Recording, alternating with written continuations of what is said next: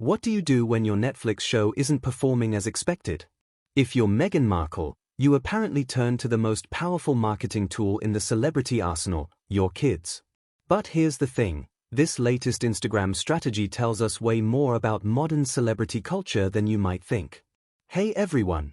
Today we're diving into something that's been all over social media this week. Meghan Markle just dropped some behind-the-scenes content from her Netflix series with Love, Meghan.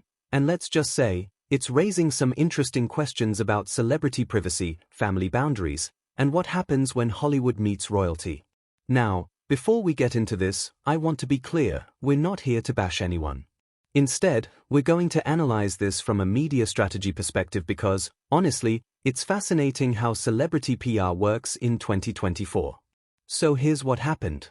This week, Meghan shared a carousel of photos on Instagram showing behind-the-scenes moments from filming her show. But here's where it gets interesting. For the first time in a while, we're seeing her children, Archie and Lilibet, on set. Now, you might be thinking, what's the big deal? Well, here's the context you need to know. These are the same children whose privacy has been fiercely protected. We're talking about kids whose faces are typically covered with heart emojis in social media posts, whose appearances are carefully controlled, and whose parents have consistently emphasized the importance of keeping them out of the public eye.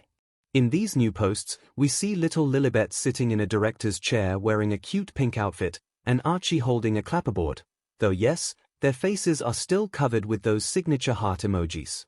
It's like getting a peek behind the curtain, but not really. This is where things get really interesting from a media analysis standpoint. Remember when Meghan stated that filming couldn't happen at their home because of the children?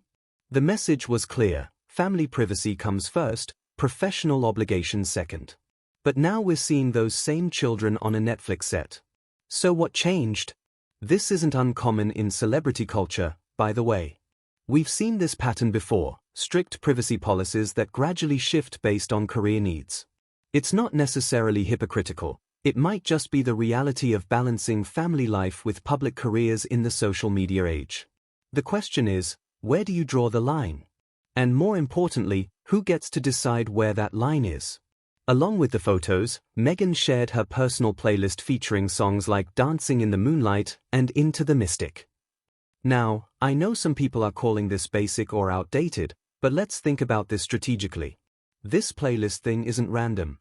It's part of a broader relatability campaign. Think about it, what's more relatable than sharing your music taste? It's like saying, hey, I'm just like you. I have playlists too. But here's the thing about celebrity relatability campaigns. They work, but only when they feel authentic. The audience today is pretty savvy. They can spot manufactured relatability from a mile away. Let's talk about the elephant in the room, the show's performance.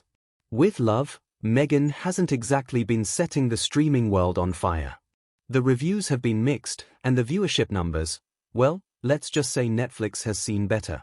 This is where the Instagram strategy makes more sense. When traditional marketing isn't working, you pivot to what does work: personal content, behind-the-scenes access, and yes, family moments.